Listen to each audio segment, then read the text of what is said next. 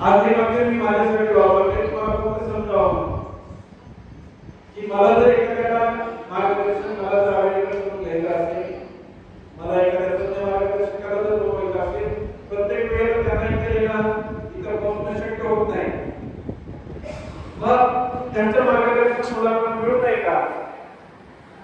तिथे मुलांना मिळणं गरजेचं असतं.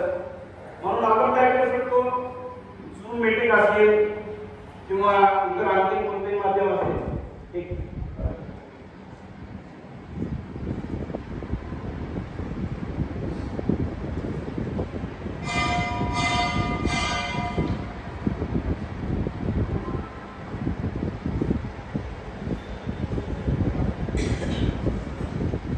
व्हिडिओ आता छोट्या प्रमाणामध्ये, कारण तो पर्सनल वेबकॅम आहे.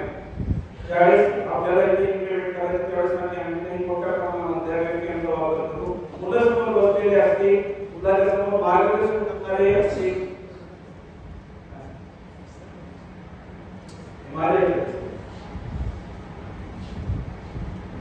तर ज्यांचं मार्गदर्शन आपल्याला घ्यायचं